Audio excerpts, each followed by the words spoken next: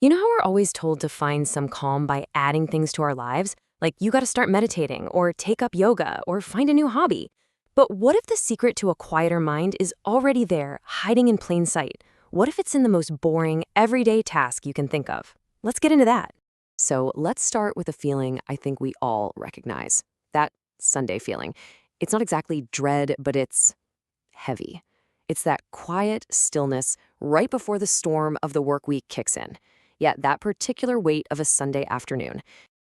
And for a woman in our story, Leila, that heavy feeling is literally staring back at her from a laundry basket. It's the chore she's been avoiding all weekend, and now that pile of clothes has kind of become a symbol for everything she feels like she should be doing. Now, like most of us would, Leila tries to just fill the space. She puts on a podcast, to distract herself, but then the technology fails, and she's suddenly left all alone with this really uncomfortable silence and that low hum of her own anxious thoughts. So what's our first instinct when silence hits? Come on, we all do it.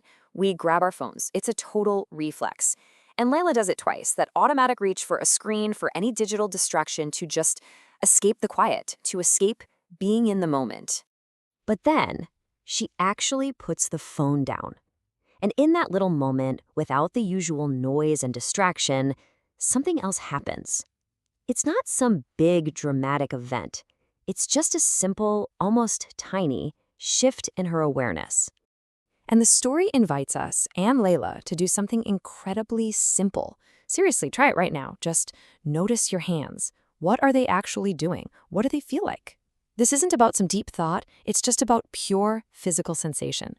So by focusing on this one simple action, she starts to ground herself in the present. She can feel the cotton of the shirt, she notices the collar is a little worn, and it even brings up a memory of her mom. All of a sudden, the task starts to change from a chore into, well, an experience. What's really cool here is how this whole thing can actually be broken down into a practical technique. It's a 4-step process. First, you notice your mind is wandering off. Second, you just name the worry, just once, like, deadline.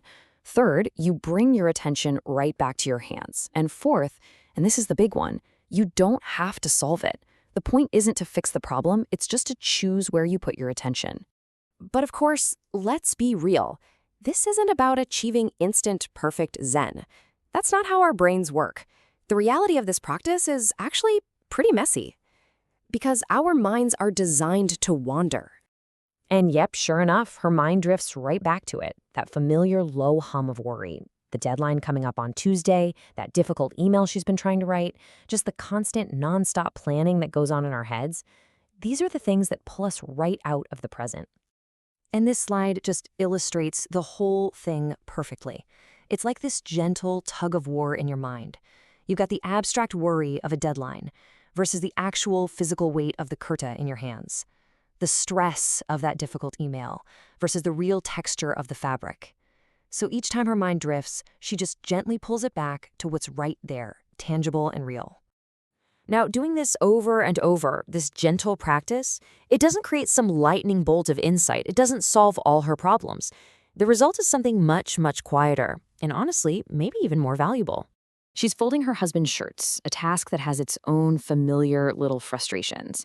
And all of a sudden, she has this small, unprompted moment of amusement. A real, genuine smile just breaks through all that worry. And that right there, that's the real reward. It isn't the empty laundry basket. It's not a solved problem. It's this internal shift, this sense of calm that arrives, not with a bang, but just quietly, without any announcement at all. So how long did this whole transformative, mindful experience take? Hours? An entire afternoon? Nope, 22 minutes. The chore that felt so huge was actually just a tiny pocket of her time.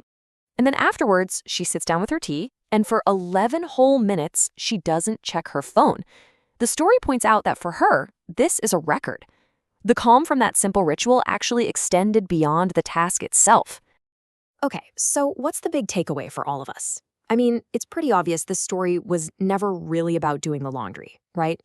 The magic isn't in one specific chore. It's in the focused, non-judgmental attention that you bring to it. It could be washing the dishes, it could be making your morning coffee, or weeding the garden. Heck, it could even be just tidying one single drawer. Any simple manual task can become a space for this quiet, settling practice. So at the end of the day, this isn't just Leila's story. It's an invitation for us to find our own. So take a look at your day, at your week. What quiet, mundane activity, what simple task could become your own small ritual for finding some calm? What's waiting for you?